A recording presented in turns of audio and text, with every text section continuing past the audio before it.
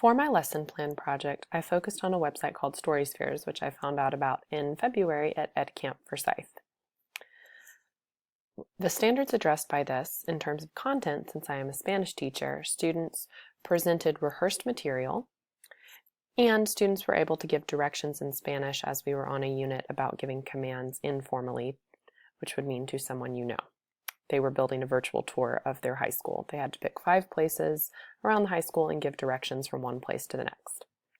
The technology standards related to this project were that they were working in groups, so they were working collaboratively on real-world issues and constructively on a team project.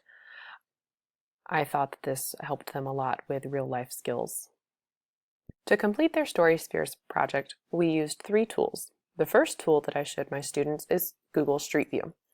The app looks a little bit different than the website. I liked the app better for them because on the app it's easy to take your own photos and use those.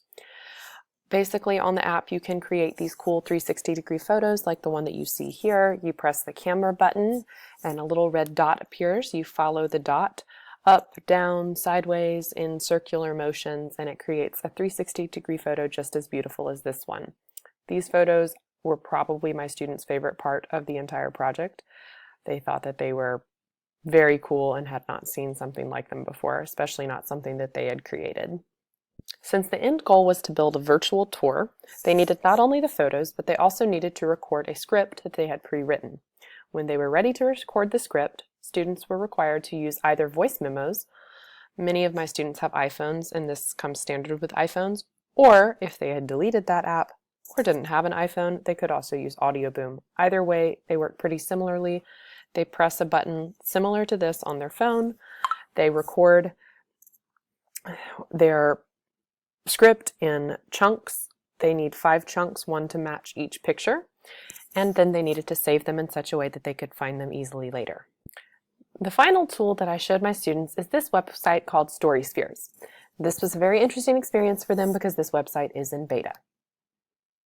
To create a Storysphere, you click Create, and then you would create your own name. I'll show you one that I've already created. You click Upload Files, and you have to upload both a picture and an audio file.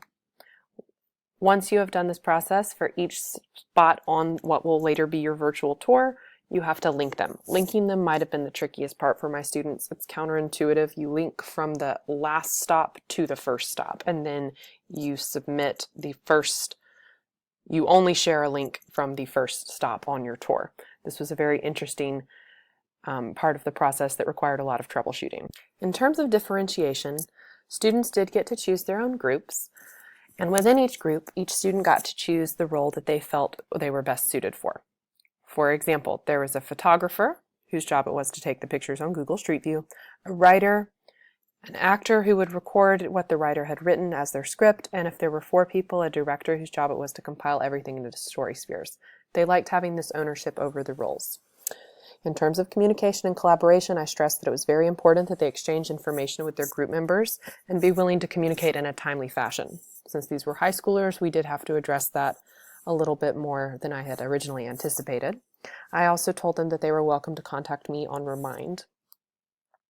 Here is a checklist that I like to give my students, some of the positive things I'm looking for, some things that would be bad. And here is a rubric. They're pretty familiar with this. There are 5 categories. And then the highest ranking is 3, exceeds expectations, the lowest is 0, and then the percentage equivalent at the bottom. I would definitely do this project again. It seemed very authentic to the students, more so than making a map of a fictional town. They seemed to like showing off what they had learned about their school, especially since many of my students are finishing up their freshman year of high school.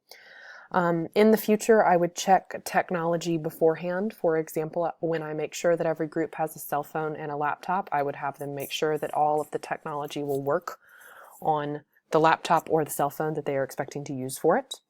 And then lastly, I would probably include a screencast with instructions for them, which would help them with a combination of the Storyspheres and then uploading their final product.